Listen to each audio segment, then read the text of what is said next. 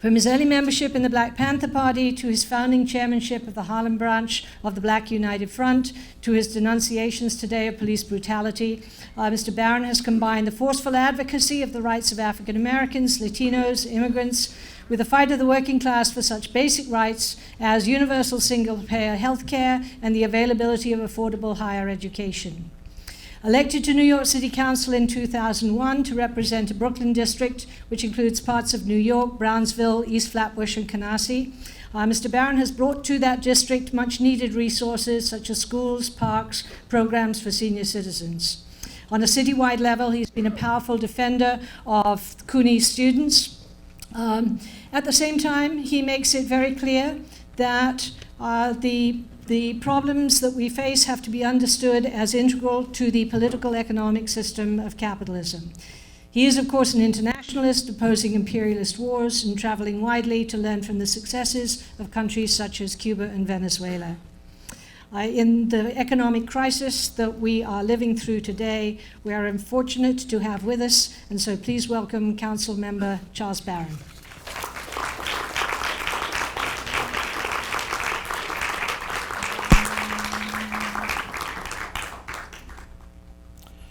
Thank you very much. It's indeed an honor to be here. Give me another hand clap. That was too weak. Just a little more crack. Afternoon, after lunch. See, the morning speakers got it made. After lunch, y'all get a little weak with the claps.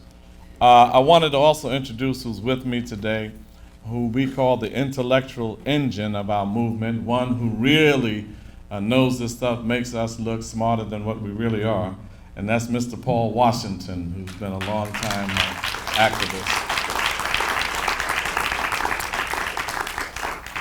Wanted to come and talk about several things. You know, one of the things that we get probably overwhelmingly involved in our day-to-day lives and day-to-day struggles in New York City is the symptomology organizing, the symptoms of a deeply rooted structural failure in America called capitalism. You get involved in a lot of the symptoms of that, whether it's police brutality, housing, unemployment, healthcare. So we do a lot of symptom organizing. And oftentimes when it comes to getting people to understand the real structural flaws in this system and what really needs to happen, of course, nobody talks about revolution anymore. That's a bad word. Socialism is another bad word. But we need to look at how do we develop movements that will deal with the structural flaws, the deeper rooted illnesses in this country that capitalism produces. Secondly, some of the tactical organizing around that. I want to challenge us, those who are revolutionaries or radicals or socialist or whatever you like to call yourself, and whatever you are, we need to get more involved in getting power to do something other than demonstrations and conferences and those things that we say power at and cooperative, and all of that. We need to really look at how we can access power.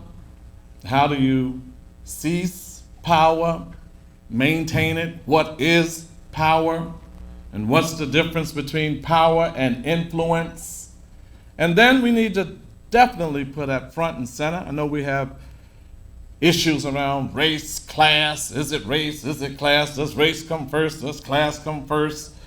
We need to deal with both, and definitely we should not minimize race and not see the impact of race in this country. Gender, sexism, classism, racism, the triple evils of capitalism.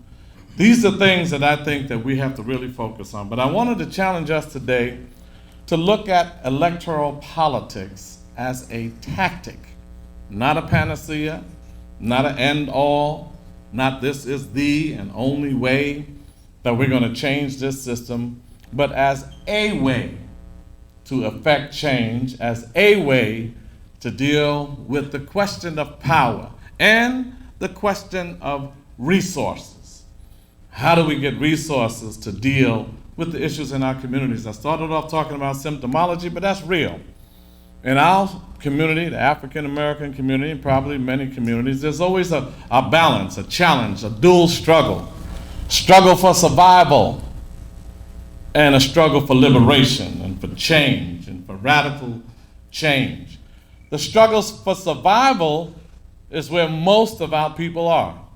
They want to know if you're going to get them a job. They want to know if they can get an affordable house. They want to know if you can get the police to back up a little bit and keep them off their backs of profiling and brutalizing and killing us. So the survival struggle often takes precedence over the struggle for liberation, the struggle for revolution, the struggle for social change, if you will. And if revolution's too strong, the struggle for transformation, for change. It's difficult getting people who are barely eating, hardly paying rent, or not in shelter that they feel is affordable and reasonable, to get them involved in the struggle for liberation, the struggle for transformation, the struggle for revolution and change.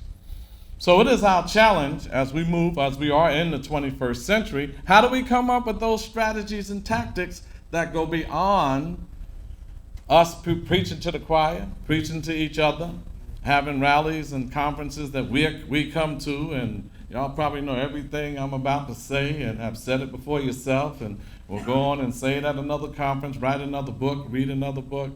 How do we engage ourselves in something that goes beyond that to affect change? So when you look at it on a macro level, and you see globalization running amok, and you see 2 wars, Barack Obama transferring 1 war from Iraq to Afghanistan and bombing Pakistan, when you see that we still have to deal with a system that still hasn't returned the people to New Orleans, particularly black people in the lower 9th Ward, have yet to go back to their homes. Yet when Barack Obama was there, he took care of the contractors whose contracts were being held up, and now those contracts are moving, so they'll make some money, but the people from New Orleans are not back in their homes.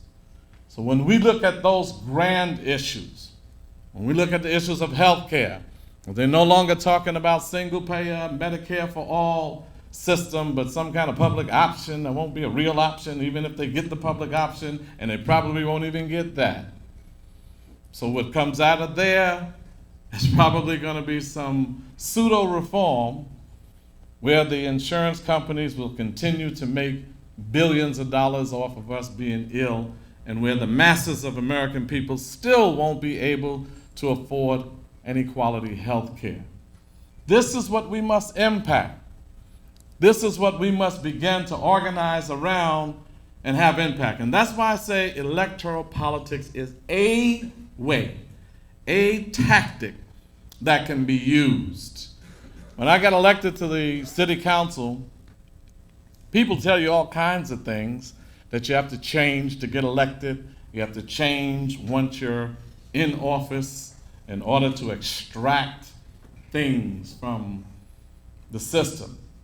But I looked at several people around in our community when we're looking at who we are as an African people in this country and who they're projecting as us being African people in this country, who are the leadership now, and looking at those issues of leadership in our community. And when we look at the leaders that are engaged in electoral politics and how they get there and what they do after they get there, it is a clarion cry that I make and call for radicals, revolutionaries to get involved in electoral politics, particularly on a local level.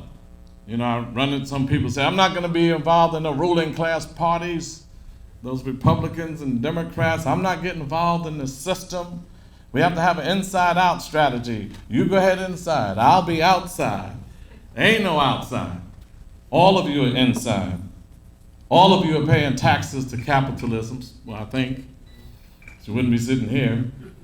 And all of us are inside this monster. All of us are inside this belly of this beast. But for us to try to maintain intellectual and philosophical and ideological purity, we claim we don't want to get involved in electoral politics, because I can't do that, but I don't know where your bank account is. I don't know what company you work for. I don't know what system you're working in, whether it's education system, where your employment is, but you can rest assured we are walking contradictions. Each and every one of us are dealing with capitalism on one level or another. So why not electoral politics? Why not getting some of us involved to get up in there and maintain and present a radical edge in electoral politics? When I was running, they said, Charles, if you want to get elected, you better not go out there talking all of that black stuff. If you want to get elected, you better put yourself on a shirt and tie, take off that old 1960s suit, and you better change your conversation if you want to get elected. I said, well, I'm not going to do that, and I'm going to get elected. And then when I was talking to some of my colleagues after I did get elected, and they said, well, Charles, if you want to get anything, you better tone down that black radical stuff of the 60s, because you're not going to get anything for your neighborhood. They will punish you. They will isolate you. And you will not be able to get anything for your neighborhood. I said, well, not only am I not going to tone it down, I'm going to tone it up. I'm going to say even more stuff. And I did just that, spoke my mind. I don't salute the flag. I think Gifford Miller purposely had us pledging allegiance. They didn't do that until I came in. That was one of his ways of, he said, he calls me in his office, Charles, it's not directed at you, but we're going to now start pledging allegiance in the city council. I said, Gifford, y'all go right ahead. Enjoy your pledge, because I will not be standing up for that. And they said, why not, Charles? I want to know. Because my mama told me not to lie, not to pledge to lies. My mama told me to tell the truth, so I can't pledge to a lie. So I sit down all the time. He was hoping that the cameras would come on me sitting down when everybody's pledging. Then they sat me next to Thomas Jefferson because I called him a slave-holding pedophile. So they moved my seat next to him. You know, and the statue that's in City Hall. You know, there's a lot of little things they do. There's no, y'all don't know what I go through. I have to sit next to Thomas Jefferson every meeting. Everything in City Hall is political. Where you sit, which office you're going to have.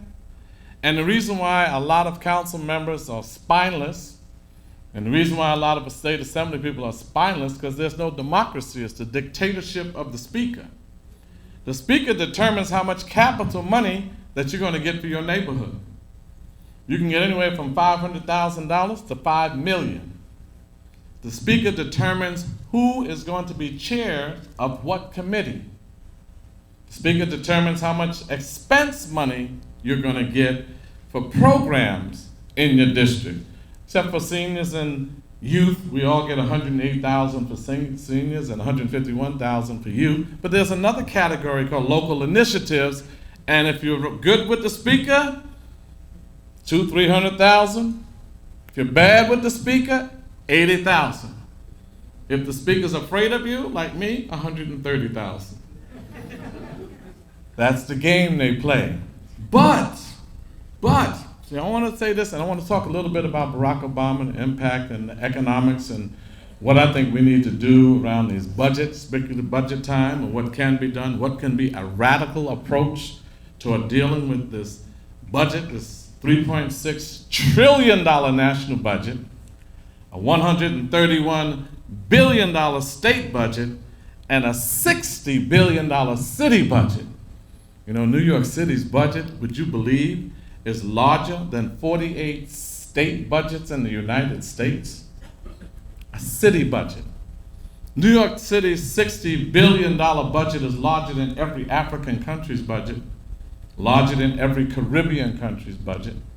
And this is a city where 62% of the population is people of color. And this is a city run by a legislative body called the New York City Council, 51 members, and 28 are people of color and 23 are white. That's the breakdown. So I wanted to mention the City Council and the dictatorship of the Speaker and get into more macro discussions on economics and what can happen in a capitalist society. Did y'all see that film, Capitalism, A Love Story? Oh my goodness, you know, I don't know how capitalists let them distribute it. But I tell you, capitalism wants money so badly that even if you beat them up and they can make profit off you beating them up, they'll pay for it. But looking at that, when you look at City Hall, in this city, what we can do as radicals, and Paul Washington and I are working on a book called Fired Up, Black Radical Politics, A Vision for America. Give us a hand clap whether you like it or not, just be nice. Black radical politics, a vision for America. And what we want to do with that is to show that black radicals can get into politics, white radicals can too if you like, can get into politics and make some changes and really have some impact. So what we've done in the City Council, I wanted to let you know the power of the Speaker and to show that if you do, there's two things that people in power are afraid of. Number one is the mobilization of the masses. A lot of people mobilized and willing to take things to the level they need to be taken. And number two, the media. They're very, very afraid of image and what can be said in the media. It gets so ridiculous. Gifford Miller used to have, like, on a particular issue, he would have like 45 votes. It's only 51 of us. He would already have all the votes because they do vote counting. So he'll call me up and say, Councilman, how you voting? I said, Gifford, come on now. Who you talking to? You know, I'm voting the way I want to vote. I'm voting my conscience. I'm voting for my people. I'm voting for my principles. What's your problem? And what are you calling me up for a vote for when you got 45? Really don't matter how I vote. What you gonna say to the media? Gifford, I'm gonna say whatever I feel like saying. Well, can't you just vote and be cool? No, I don't have a cool bone in my body. I don't know how to be politically cool. I try to make it as hot as I can for y'all. When I vote 49, Tony Avella is the only one that votes. Me and Tony Avella, we always have like it's 49-2. You know, every development stuff. First, we tried to get them on development. You know, that's where a lot of the racism and gentrification and the use of eminent domain and displacing residents and displacing businesses comes through development. Bloomberg has turned this city over to the rich, but with the assistance of Christine Quinn and the members of the City Council. Because we, the City Council, has the power over the budget. Would you believe that? We pass the budget, not the mayor. Everybody's talking about the mayor, and you should. Don't vote for him, if you're going to vote at all. Do you vote? Green Party. Green Party ain't in this election. Not this one with in New York? Yeah, Democratic. Reverend Billy is running. Yeah, go Rev. Francis Villar. Okay, see, these are the things we need to discuss. These are the things we need to have some serious discussion on. Because when we do all of that and the dust clears, you have no more power, you have no more resources, and you made your point, you may have had your platform, but we gotta really discuss how we can have real, serious impact. And not just symbolism, not just we running so we can have a little platform for a few people or a party, or, you know, that is not working. In my opinion, it's not working. And I think at some point, if we are gonna do a third party, it has to be real. It has to have a real chance of winning, a real chance of having impact, a real chance of at least having leverage politics. So even if you don't win, you have leverage.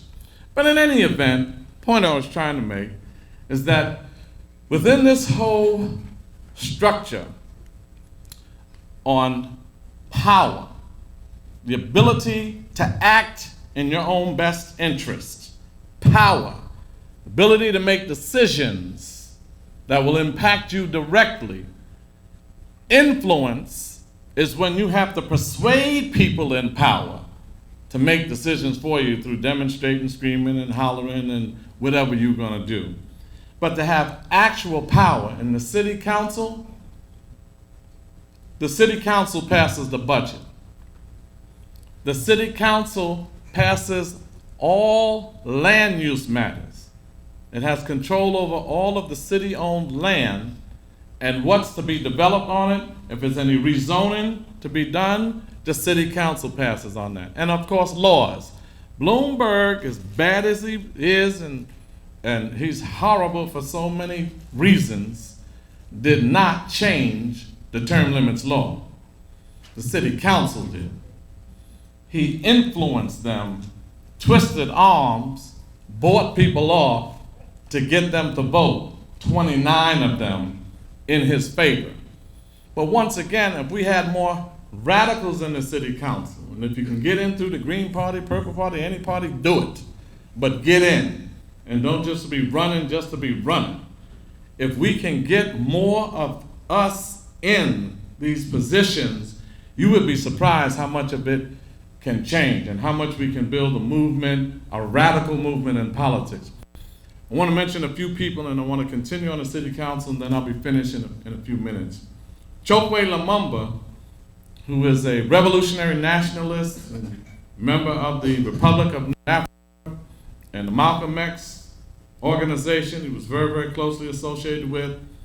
Chokwe Lumumba, a radical black revolutionary, won a city council seat in Jackson, Mississippi.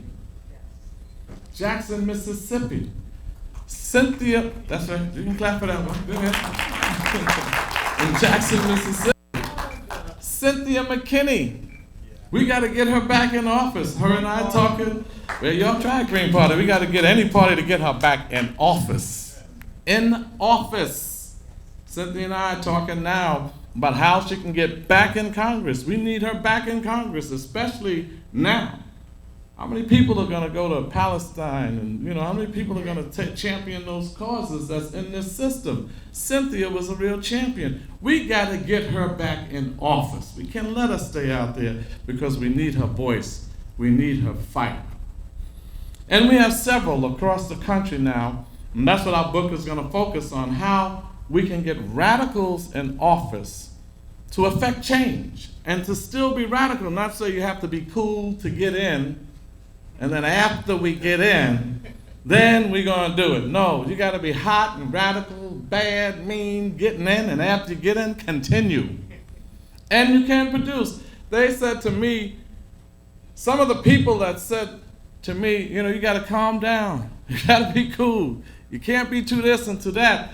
Those very council members that told me that were just defeated themselves, and they're no longer in office. And I got more for my neighborhood, East New York. I welcome y'all to come out there to see things that we did get. I mean, I said all kinds of things, some things y'all wouldn't even like. I said I wanted to slap the first white man I see for my black mental health at a reparations rally. And I said, let the church say amen. I said, after the Sean Bell killing, I said, we're not the only ones that could bleed. People had a fit with that. He said, amen. I mean, I said more things as an elected official than I even said as an activist. And still, we have 2 new schools in our district, because I got on the Landmarks Public Sightings Committee, and we have about a $14-15 billion capital budget to build schools, and they're building them everywhere else but in East New York and Harlem and Bed-Stuy and our communities. I have 2 new $80 million schools coming into East New York. I have 2 new $14 million youth centers coming into East New York. And I am the number one, you can ask HPD, you can ask the speaker who I fight all the time. I am the #1 city council member in affordable housing. #1. And the reason being, once again, it's the question of power. And I know I'm dealing on a micro level, but it is a question of power. That when a developer comes into my neighborhood, he knows or she knows that if I don't support it, it's not gonna happen. Because once I say no, all of my colleagues, and I'm on the land use committee, they're gonna say no too. So when they come to my neighborhood and they want to develop, Donald Trump could come to my neighborhood and say, I want that building on Blake Avenue. He has to see me. And I say, you're fired. He wouldn't get it. And no matter how many billions he has, he would have to see the local city council member. Why? Because the city council has the power to determine what's going to be developed on city-owned land. You know how they do it? I remember when I first got in, this developer came to my office, thought I didn't know what was happening. I did a lot of studying before I got in. He threw his little plan on my table, and he said, Councilman, I need your approval on this project. Threw it at me. And I said, this meeting is terminated. He said, what's the problem? I said, leave. Don't disrespect me like that. You don't be throwing nothing at me. Oh, I didn't mean no disrespect. Well, you did. And I made him wait a month for another meeting. He came back a month later. He said, Councilman, I am so sorry. I didn't mean to disrespect you, but I just want to let you know that, I'm building 74 units of housing. I said, you're not building anything until we have this conversation. And then he tried to pull out these colorful pictures of the housing, make it look all pretty. I said, put the pictures away. How much is it gonna cost? He said, oh, Councilman, these will be 2-family homes for $550,000. I said, this meeting is terminated. He said, no, Councilman, wait. I said, that is not happening in my neighborhood. He said, well, I said, did you get your welfare? See, it's interesting. When corporations get free money, it's cute name, subsidies. It's free money. It's called subsidies. Well, either we're on subsidies and you're on subsidies, or when we get free money, if we're on welfare, then you're on welfare. So I said, are you getting any welfare? He said, what did you mean? I said, free money from the government. Are you getting welfare? He said, oh, you mean subsidies? I said, no, I mean welfare. How much? He said, $1.5 million subsidies. Oh, I said, so that's about 160 to 100 and some odd $1,000 per house? You getting the government's free money? He said, yes, Councilman. I said, well, you're at 550. This is how we're going to do it. You're at 550,000. Let me tell you something. It cost you $280,000 to build that house, because I did the research. Oh yeah, but Councilman, you understand, I got to pay for this, I got to pay for that, the workers. I said, well, we're going to get to the workers. 260 or 80,000 at that time for you to build that house, and you're already up to 550 and got subsidies to take 100,000 off each house. So I'll tell you what, I'm going to do you a favor. We're not going to do 550. We're going to do 320. I'm going to let you make $40,000 on every house. How you like that? $40,000. He said, well, Councilman, can I get back to you? I said, sure, I can. Next week he came back and said, Councilman, we got a deal, $320,000. And he said, would you sign now? I said, no. I said, what is the AMI? What is the area median income? The income that's required for a purchaser to have to get this house. He said, oh, it'll be about 80% of the AMI.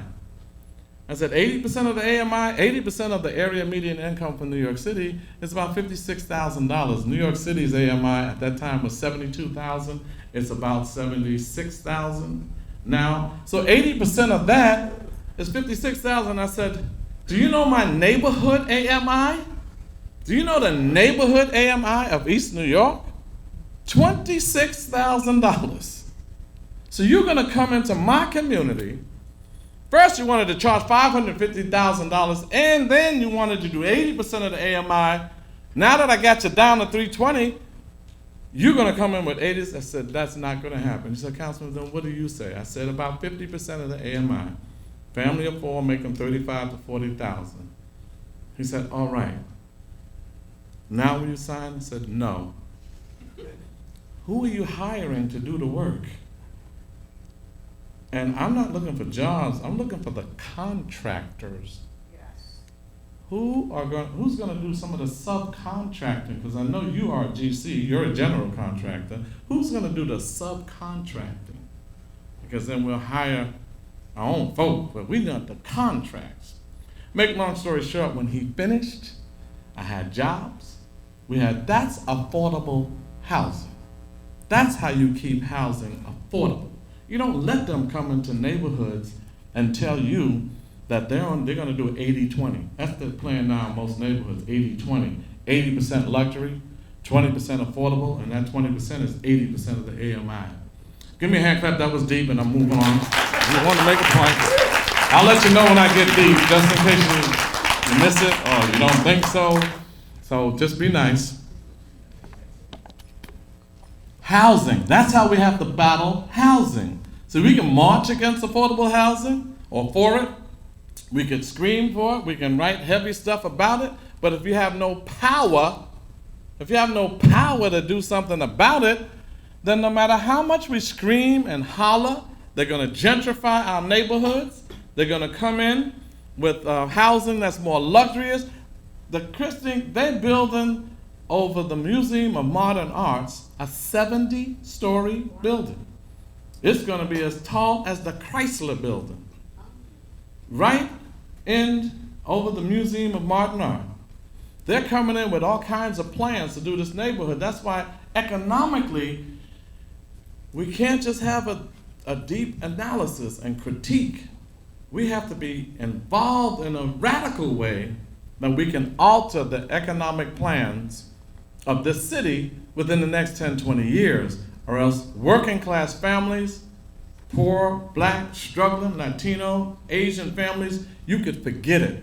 You can forget living in New York City because of what they're doing. Look what they're doing with the water bills.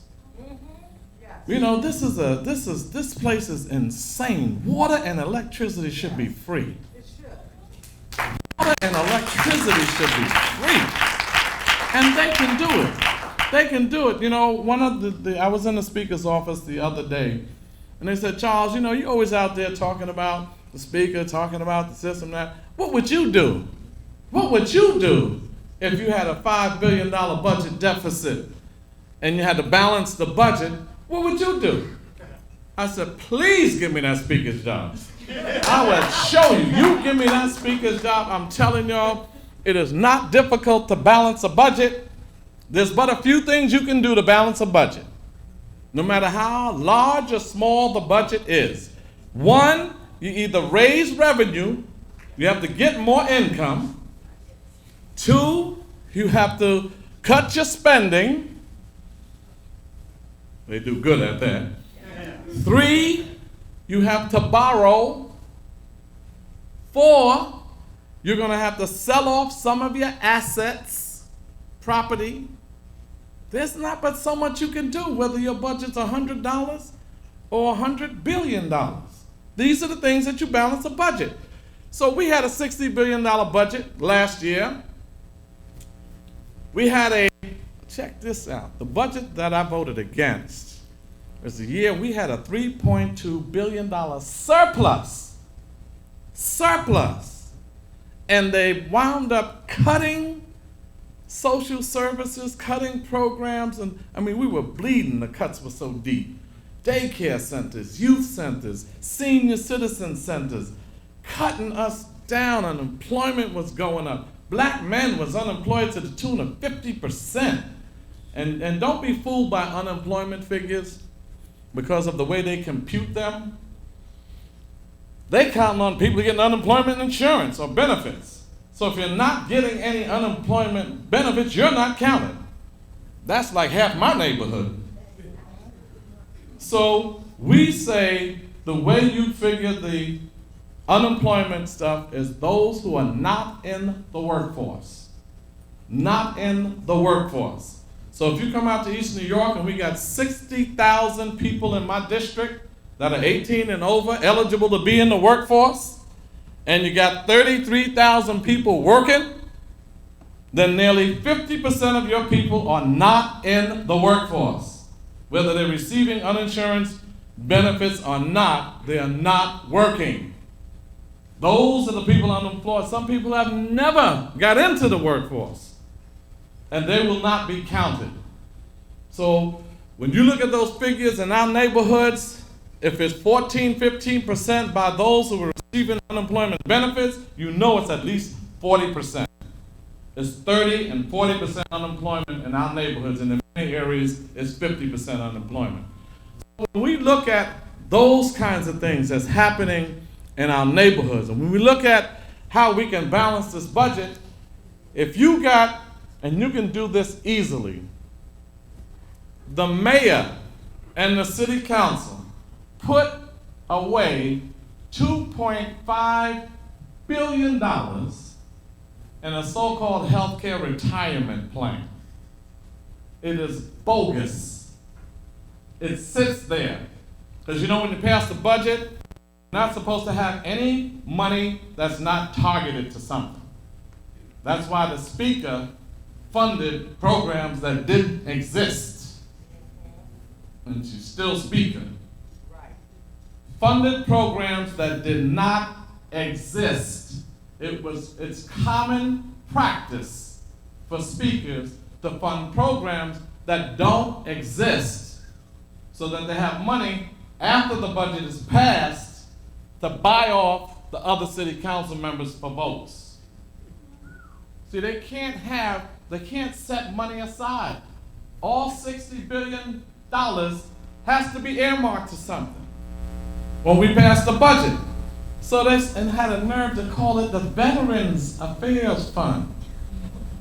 Put $2 million there. Doesn't exist. Budget's passed. That money's in that line. Do a budget mod to switch it somewhere else so that they can pay off people for the rest of the year. And then they have a nerve to start vetting our programs. These little programs we give $5,000 and $10,000 to in our neighborhoods now have to go through, a whole lot of paperwork and bureaucracy to make sure that they're real programs. We didn't fund programs that didn't exist. The speaker did. Give me a hand clap. I need some help.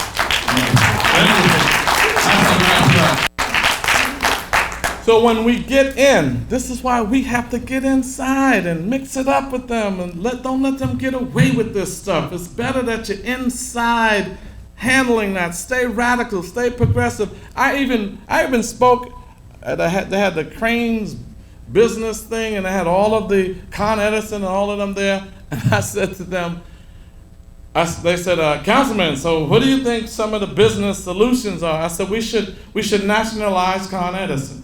I said, we should nationalize Con Edison. And he said, are you serious?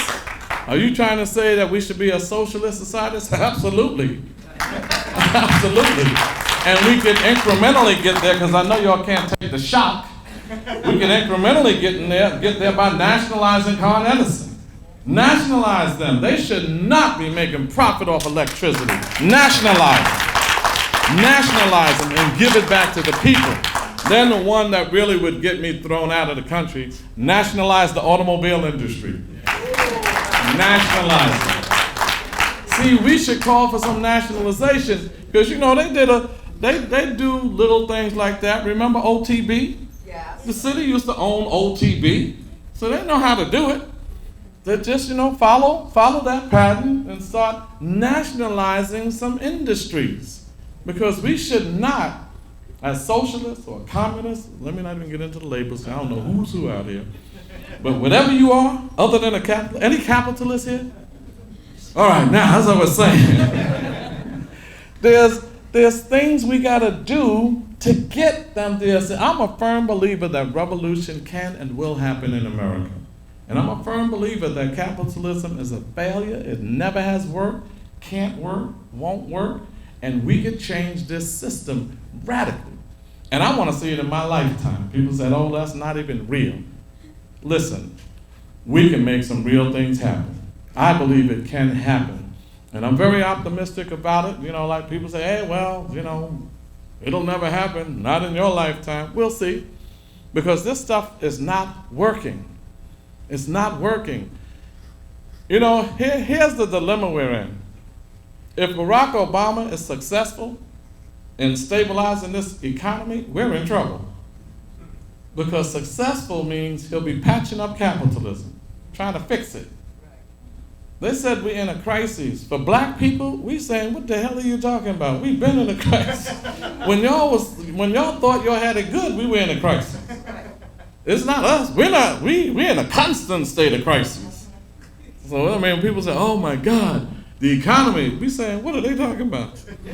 Our economy is, we've been catching it ever since we got here. So, you know, when y'all talking about, you know, the economy is bad, it's rough. No kidding. You know, we know that, and when they fix it up, and look at the contradiction.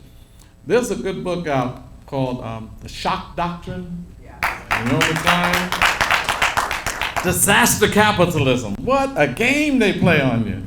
You know, they have these conservative policies waiting for you. They're waiting for you, like in New Orleans. And I think she mentioned Sri Lanka. And when the tsunami came and the capitalists really wanted to build tourist attractions on the shores there and wipe out the fisherman industry. They wanted to take the fishing industry out and bring in tourism so capitalism can make some money. So here comes the tsunami. It wipes out the fishing industry, and then they say, wow, the tsunami did what we've been trying to do all along. Instead of bringing the fishing industry back, they bring in the tourist industry that they wanted all along. In New Orleans, before Katrina, they were trying to privatize the school system to charter schools. And they also wanted the public housing that was right next to the French quarters. Here comes Katrina. Katrina destroyed a lot of the schools. 120 some odd schools, public schools, were destroyed. Now as they rebuild the school system, is 60 some odd charter schools and only 4 public schools. Then the public housing that was right next to the French quarters didn't get destroyed. I went down there, it was in good, Sam, you was down there, right? The public housing was in good condition, but they said, hey, we will take them down now and build some other stuff that they always wanted to do. And then the bailing out. Even if you're a capitalist, you can't fail and get bailed out. Your business failed, closed down. You're not supposed to bail out failures and then say, if we don't give these failures, not only the $800 billion to turn to trillions, but we also need to give them bonuses, because if you don't give the bonuses out, the good workers are gonna leave. If they were so good, you wouldn't have failed. You failed. You failed. You shut your business down and do something else. If you Smith Barney, whoever you are, Goldman Sachs, you failed. You can't say, I wish we could. If black people could fail at business and get the government to bail us out, man, we should all get in business. Don't bail out Wall Street, bail out 125th Street. Bail out Fulton Street. Bail out the streets in our neighborhoods. How are you going to give $800 billion? And Bush already gave $750 billion, then Barack comes with $800 billion. You're not stimulating the economy. That stuff's not trickling down to the hood. It's not coming down to working class people. It's for shovel-ready projects. Anybody in here have a shovel-ready project? No. No, because that's where the stimulus money goes, the shovel-ready project. The only people that had the shovels were the capitalists. And they were ready to receive the money. And it didn't trickle down to any jobs in our neighborhoods. Barack Obama, for the black community, some interesting things happening. A lot of black leaders now are being promoted that are race neutral. This is a post-racial society, post-civil rights, post-protest politics, post-ethnic politics. Post what? Until you post racism and post capitalism, you cannot post black power, you cannot post revolution, you cannot post fighting against capitalism. These things we must do. But when they say that in the black community, you're getting those like Cory Booker in Newark, Deval Patrick, first black governor, Massachusetts, Barack Obama, first black president. You know what a lot of whites in America are saying? Come on, black people, what are y'all fussing about? We watch Oprah Winfrey, she's black. Cosby, we made him rich. He's black. Listen, white children can wear Michael Jordan's jersey. He's black. We like Michael. We like Michael Jackson. We even let you deal with hip hop. And we gave you a black president. What is your problem? How could you still call us racist? Isn't that progress, Charles? No. No. Racism is institutionalized. Racism is structural. Anytime you have 44 presidents and 43 of them are white men, 44 vice presidents and all 44 vice presidents are white men, 100 senators, there's only one black guy in there who took Barack's place and we don't know how long he's going to be in there. Right. Incredible. Where are women in power? Where are people of color in powerful positions? This is a racist, sexist society. So when we battle these things, and when I'm looking at it, I said, all right, Deval Patrick, all of them said, be race neutral. That way you can get whites to vote for you. Charles, if you talk all that black stuff, you're never going to go beyond the black community. You will only be able to get elected in East New York. You will only get elected in black neighborhoods. That's all I want. I ain't trying to go nowhere. I ain't trying to please nobody else. I'm happy with that. Thank you. But my question is, let's do a study. All right, good strategy, Barack. Real good strategy. You did it. You got them to vote for you. I supported them. I said, all right, it's a great thing. Black children see a black president, stretch the imagination. That's a good thing. Critical support. Him or McCain wasn't big. It wasn't difficult. Him or Hillary, that wasn't that hard either. But critical support. See, the black community can't sit back and let him do all of that stuff he's doing. And not in the progressive community, in the radical community. I'm going down to Washington on November 7th. We're going to protest the Afghanistan war. He needs to come bring the troops home, shut the war down, don't transfer it from one war to another. And you know what I'm so angry about here? They mad at Robert Mugabe, and some of you, we need to have some discussion on Zimbabwe and what that really is about. Because a lot of white progressives and white left, they don't understand Zimbabwe either.